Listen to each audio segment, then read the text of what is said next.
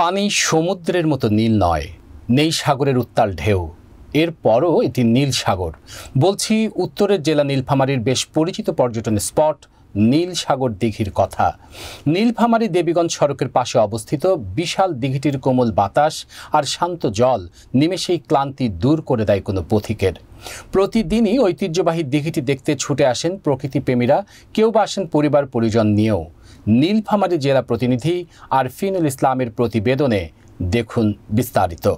প্রতি বছর শীত এলেই নীল সাগরে এসে ভিড় করে অতিথি পাখির দল।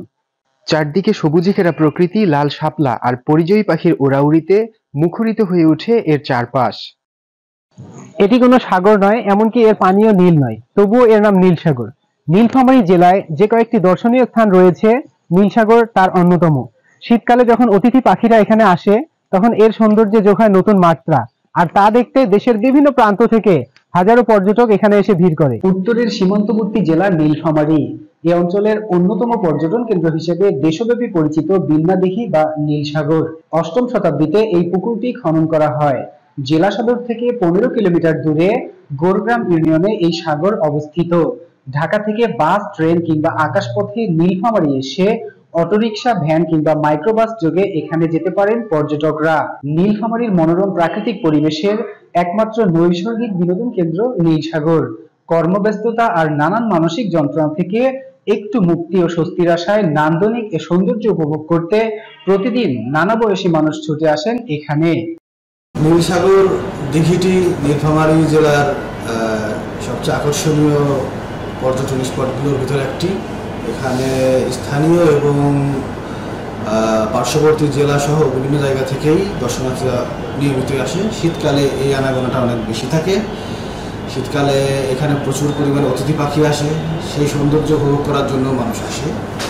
তবে সারা বছরই যাতে এই নীলসাগর দিঘির সৌন্দর্য মানুষ উপভোগ করতে পারে, সেজন্য নতুন আরও বেশ কিছু কর্মপরিকল্পনা গ্রহণ করা হয়েছে। নীলসাগরের পূর্ব পাশ দিয়ে একটি লেক খনন করা হয়েছে। আমরা আশা করছি খুব শীঘ্রই এখানে আমরা বোটিং চালু করতে পারবো, যাতে যারা দর্শনার্থী যারা আসে তারা এখানে বিনোদনের আর একটি নতুন উপকরণ যোগ হবে। সেখানে তারা, আমরা যেহেতু নীলসাগরের মূল দিঘিতে কাউকে নামতে দেয় না বা আমরা নৌকাও চালাই না, এই পার্শ্ববর্তী একটি লেকের ব্যবস্থা করেছি, যেখানে মানুষ এই নৌকা ভ্রমণের যে আনন্দ সেটি তারা সেখানে উপভোগ করতে পারে। পুকুর বেষ্টিত খুদে পাহাড়ে নানা প্রজাতির গাছগাছালির ছায়াঘেরা দৃশ্যপট প্রকৃতিপ্রেমীদের কাছে টেনে নেয় পরম আতিথেয়তায়।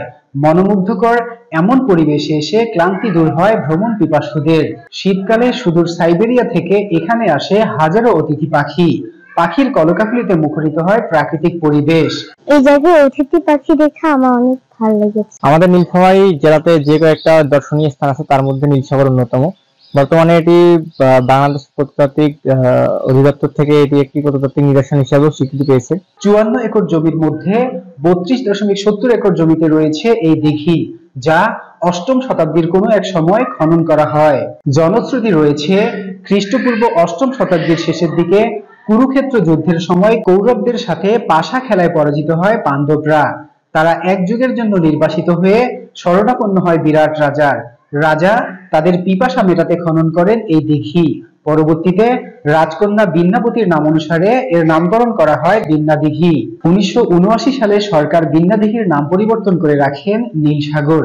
বিনোদনের পাশাপাশি বিভিন্ন অনুষ্ঠান আয়োজন এবং শীতকালে পিকনিক স্পট হিসেবে ব্যবহার করে থাকেন বিভিন্ন স্থান থেকে আগতরা। রয়েছে থাকার ব্যবস্থাও। জেলা প্রশাসনের তত্ত্বাবধানে পরিচালিত নীল সাগর পাখির অভয়াশ্রম হিসেবেও চিহ্নিত। বিনোদন এবং পর্যটকদের সুবিধার্থে মিনি চিড়িয়াখানা, বিভিন্ন খেলনা, বসার বেঞ্চ সহ নানা স্থাপনা রয়েছে এখানে। গেল বছর এখানে ইকো পার্ক স্থাপন করা হয় জেলা প্রশাসনের তত্ত্বাবধানে। যে কেউ যে কোনো সময় মনোমুগ্ধকর প্রাকৃতিক এই কেন্দ্র ঘুরে যেতে পারেন।